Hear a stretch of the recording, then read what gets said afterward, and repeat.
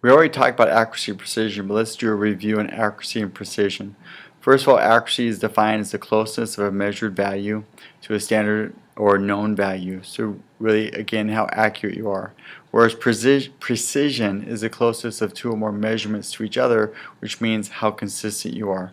Remember when to figure out how well we did in an experiment, we wanted to figure out absolute error and relative error. So how accurate actually were we? We need O for observed and A for accepted. I always give you the accepted value. You remember you're always responsible for the observed. That's your experimental value. Remember, first of all, absolute error is simple math. It's observed minus accepted. It is the absolute value, just like the name tells you.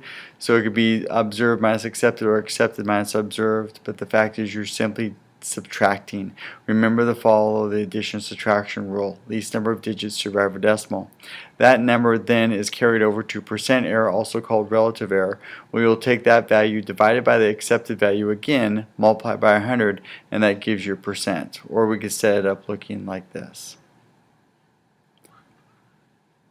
Another example we see here based on these dartboards, understanding accuracy and precision. The first dartboard gives an example of both being accurate and precise. The second one gives us an example of being precise but not accurate, and the third is neither accurate nor precise. Using these values in some problems, first of all we dealt with this rectangle, so you know the volume is length times width times height is the volume. You know density equals mass over volume, so we're calculating the density. So what we do is we carry out a substitution. In place of volume, we just insert length, width, and height.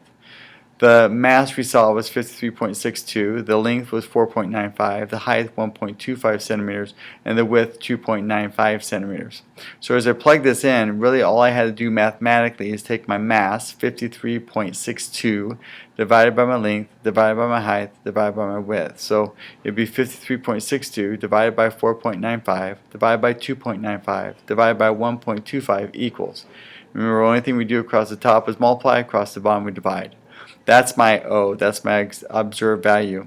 The accepted value for aluminum is 2.70, so to find my absolute error is 2.94 minus 2.70. Both have 2 digits to the right of a decimal, therefore my answer has 2 digits to the right of a decimal. Now that number alone has 2 sig figs. So when I carry it down to my percent error and take my absolute error divided by my percent error, now it's 2 sig figs divided by 3 sig figs, giving my answer can only have 2 sig figs. Another example of this now is a cylinder. Volume of a cylinder is pi r squared h, and you have the height and you have the diameter. So you have the mass, height, and diameter.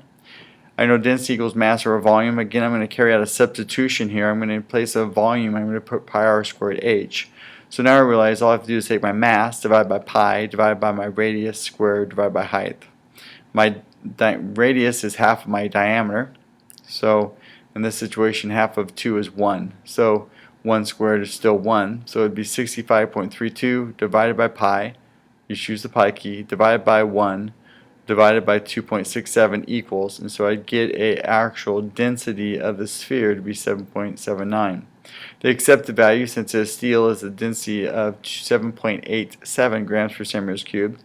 So first I'm going to subtract 7.79 minus 7.87. Both have 2 digits to arrive at a decimal, therefore my answer has 2 digits to arrive at a decimal. However, when I look at this number by itself, according to my sig fig rules, I see that the zeros are placeholder and then I have only 1 sig fig. So when I now take that and divide it by the accepted value, my answer can only have 1 sig fig.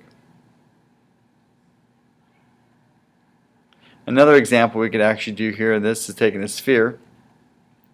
Even though I won't ever do this one for you, but this we carry out again substitution for volume of a sphere, 4/3 pi r cubed. Place that in, get rid of the fraction 4/3 out of the denominator, gives me my working equation. And then what I do is plug in my mass and plug in my radius again, but that's cubed, so half my diameter is 1.45. So it would be 3 times 9.95 divided by 4 divided by pi divided by 145 cubed equals, and I would get that. So now I have my observed, I have the accepted as 7.87 once again, so my absolute value is subtracting the 2. Both have 2 digits to arrive at decimal, so my answer has 2 digits to arrive at decimal, so it's 0.04. That's 1 sig fig. My percent error is 1 sig fig divided by 3 sig figs. My answer can only have 1 sig fig.